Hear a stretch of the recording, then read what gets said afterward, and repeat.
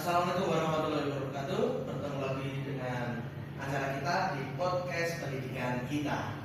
Pada kesempatan hari ini, selamat datang bagi teman-teman yang sudah berkesempatan hadir pada kegiatan hari ini, di mana kita nanti akan membahas seluk-beluk dari filosofi pendidikan. Ya, di sini saya ucapkan selamat datang kembali kepada Mas Fahmi, di mana dari pendidikan SMK, ada juga Mas Arifin yang di tengah, salah banyak tangan mungkin. Nah, dari pendidikan pondok pesantren, sebelumnya yang di pondok pesantren. Terus ada juga Mbak Anissa yang kocok dari industri.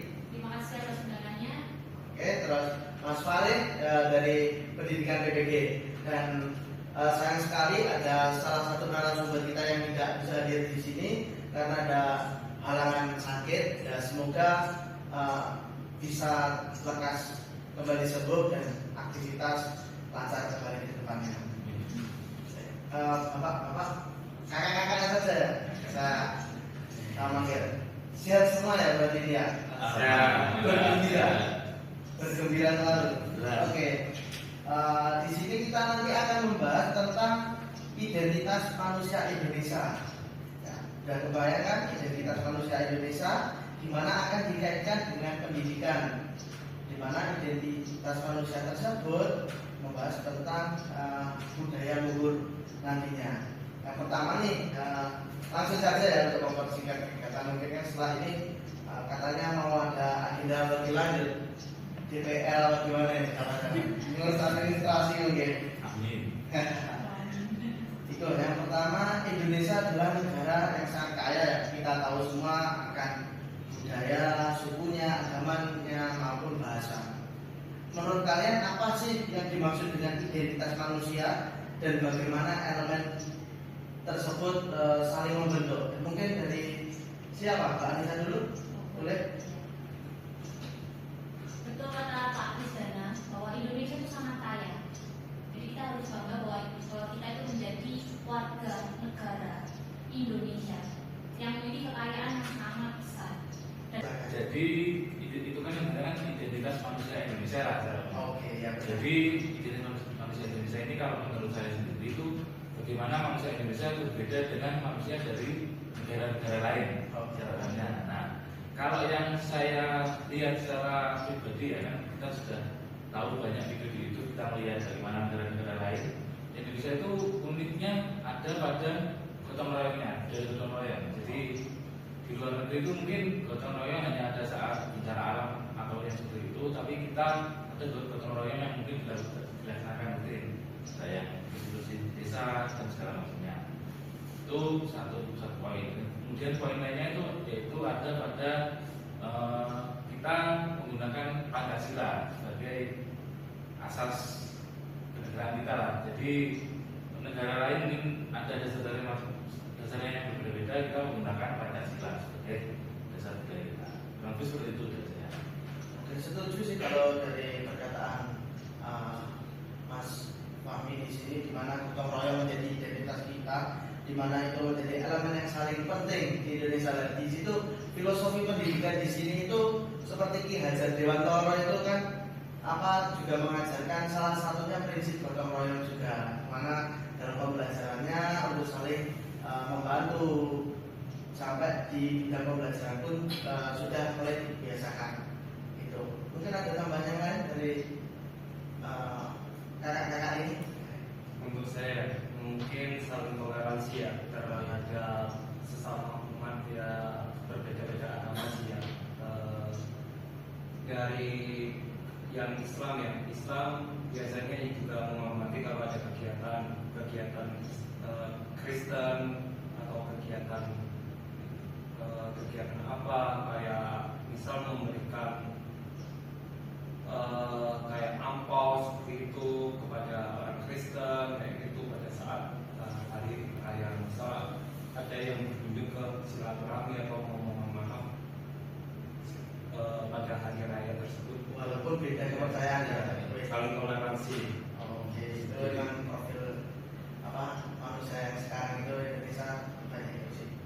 ya saya kalau saya boleh komentar memang toleransi di sini tuh yang apa ya, secara umumnya sangat bagus lah dibanding negara lain. Karena yang saya dapat melihat berita di Amerika itu intoleransi antar ras itu sangat besar. Kemarin kan ada gerakan BLM karena apa itu kan juga karena ada orang-orang keturunan Afrika sama keturunan yang dibilang Kaukasia atau orang putih itu ada bentrok. Gitu. Sini kelihatannya ada tapi sangat jarang. Mungkin menambahkan juga untuk kasusnya tadi toleransi. Ini toleransi dalam hal bahasa. Jadi ya alhamdulillah bersyukur kita hidup di Indonesia dipersatukan dengan bahasa Indonesia. Contohnya untuk politik bahasa itu ada kasus di negara India dulunya 1947 atau tidak salah. Itu karena politik bahasa. Jadi terjadi perpecahan antara India dan Bangladesh.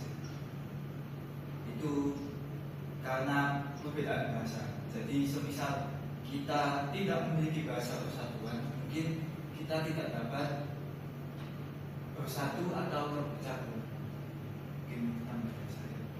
Kalau tambahan dari saya dari background praktisi ya. Biasanya budaya di industri itu ada yang namanya kolaborasi.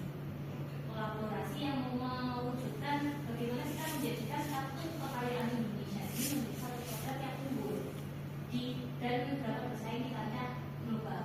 Gitu.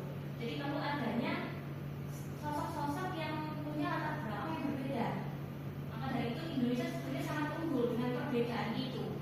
Kalau kita mau untuk maju dan bersama berkolaborasi menyatukan satu ide atau gagasan, sebenarnya lebih unggul daripada negara-negara lain.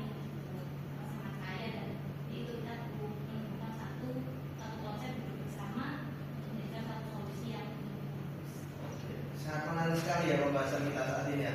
Dimana dengan satu pertanyaan saja sudah bisa kebuka wawasan yang satu dari nilai Pancasilanya seperti apa, gotong royongnya, dari nilai agamanya apa, terus dari sejarah itu dijelaskan Fahmi sampai dari industri. Emang benar apa pendidikan saat ini utamanya keberagaman nilai luhur yang ada itu kita harus bersyukur akan sumber daya Indonesia saat ini, sejarah yang ada saat ini, di mana dengan apa heterogen yang ada, dengan banyak keberagaman yang ada, sehingga nilai luhur itu dari gotong royong, dari sifat memiliki kesesama, bahasa, dan apa etos kerja yang intinya untuk menjaga atau merangkul itu bisa sampai ke ranah dunia. Dan itu yang memang harus terus digaungkan bagi kita, utamanya calon guru ya.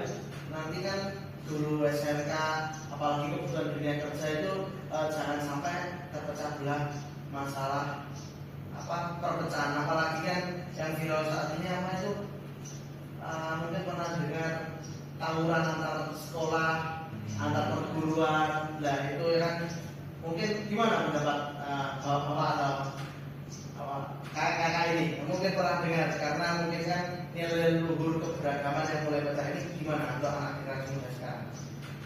Kalau saya pribadi lihatnya itu yang sekarang ini sudah jauh lebih jarang terjadi kalau yang saya amati. Karena zaman saya dulu keributan itu masih bisa jadi berita sehari-hari.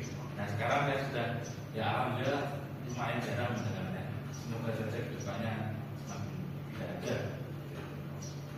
Ya semoga tetap membaik ya. Nah, buat adik-adik ya jangan lupa ya, jangan sampai terpecah belah, utamanya untuk keberagaman nilai-nilai yang sudah diajarkan mungkin dari mbah-mbahnya pahlawan-pahlawan dahulu. Jangan sampai karena beda persepsi, beda organisasi, mau diadu domba ataupun sampai baku pukul.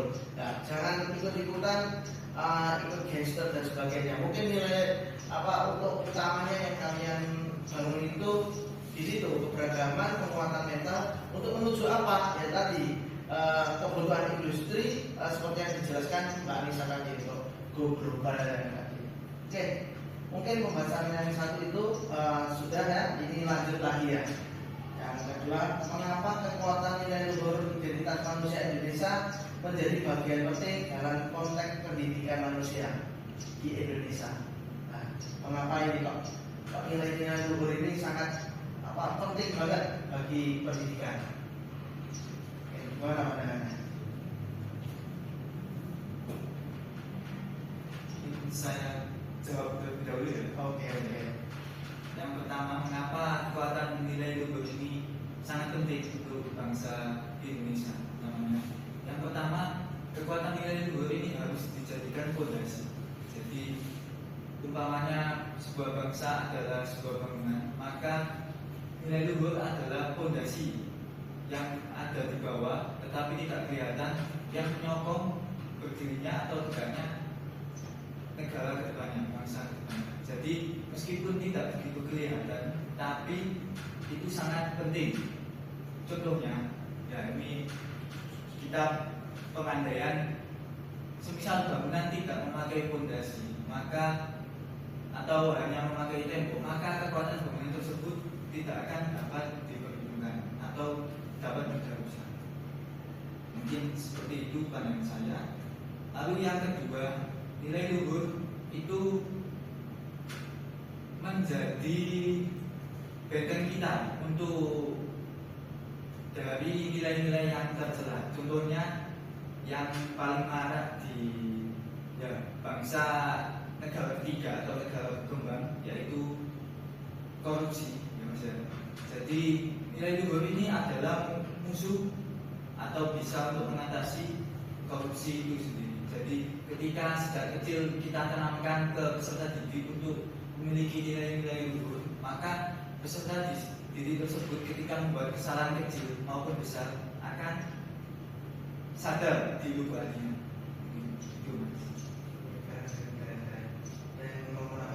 Saya menambahkan tidak kerja. Jadi kalau dalam pandangan saya dalam luhur itu gimana ya, saya anggap sebagai target bagaimana manusia seharusnya masyarakat, jadi yang sopan sebenarnya. Jadi nilai luhur itu kalau bisa dijadikan target supaya bagaimana sesuatu itu bisa mendalami atau mengamalkan nilai luhur tersebut sehari-hari. Kalau di dunia kerja pun juga pasti ada ya Pak ya? Oh ya, jadi kalau di dunia kerja justru malah fondasi untuk kejujuran, gotong royong itu sangat utama.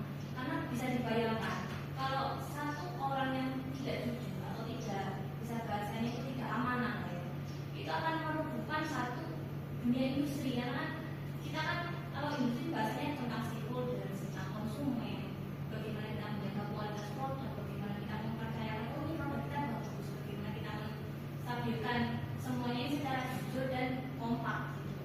Jadi bagi saya perlu adanya satu sosok, bisa seorang guru ataupun apa yang itu bisa memunculkan fondasi-fondasi dari nilai luhur kita, mulai dari kejujuran, gotong royong, sehingga fondasi ini bisa merambah. Kan kita kan Indonesia ini kan sangat kaya, kekayaan itu kan luar biasa. Nah sedangkan ditambah dengan kekayaan luhur kita, fondasi itu bisa dimanfaatkan. Kalau seumpama ada orang yang bisa memantik, oh ayo kita gotong royong dengan adanya sumber kekayaan salaber atau energi gitu kan. Nah itu dikolaborasikan secara jujur, secara baik dan transparan.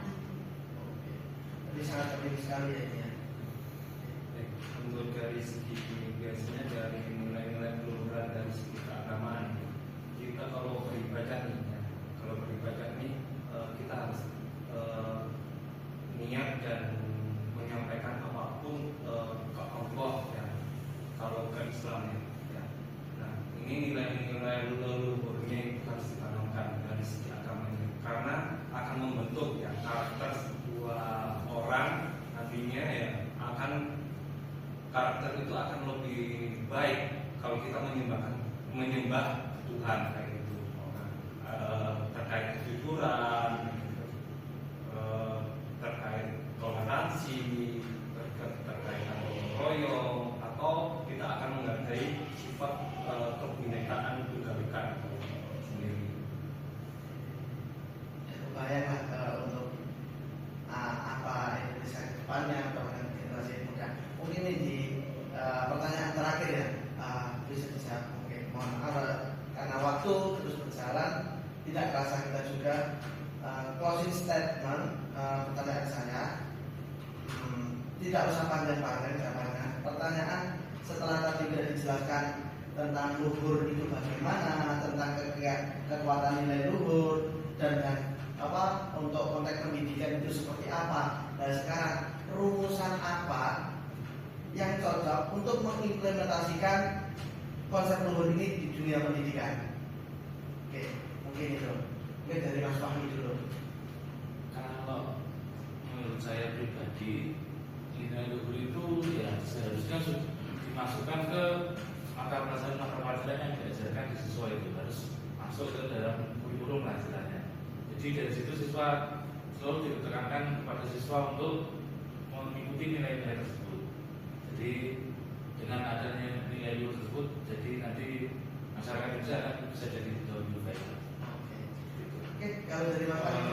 Kalau dari saya sih nilai luhur itu sangat penting ya Mas, terkait nilai luhur yang bersifat umum seperti mata pelajaran yang KPKN, nasionalisme, ya itu sangat penting. Dan nilai-nilai beragama itu sangat penting, harus ditanamkan sejak dini mungkin ya, mulai dari bayi sampai kita dewasa seperti itu.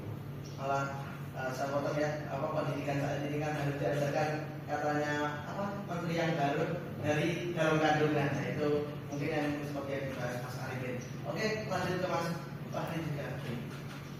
Mungkin saya memberikan closing statement ya. Untuk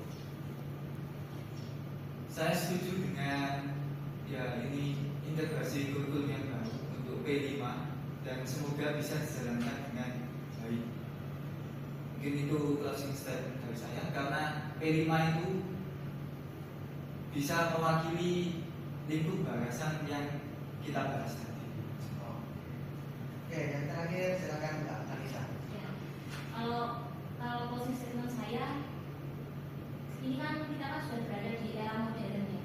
Nah, saya berpesan aja dengan adanya teknologi yang semakin canggih, industri juga semakin canggih, jangan sampai lupa kita sebagai guru ini memberikan bekal siswa-siswa kita bahwa luhur itu harus tertanam. Karena suatu saat mereka pasti akan di masyarakat memberikan satu ide atau gagasan ke masyarakat langsung, satu inovasi baru. Tapi jangan sampai melupakan latar belakang ilmu luhur kita. Kebermanfaatannya jangan sampai melupakan budaya-budaya Indonesia yang itu sangat potensial sebetulnya kalau kita menjaga budaya Indonesia. Jadi saya di sini terima kasih akan kehadirannya kakak di sini. Sebelum saya tutup, saya berikan kesimpulan di mana diskusi kita pada hari ini menambah wawasan kita akan utamanya nilai luhur, akan filosofi pendidikan yang ada, di mana dari yang awal kita ketahui identitas Indonesia itu seperti apa, gotong royong, agama, kebinekaan, yaitu harus dijaga. Supaya apa?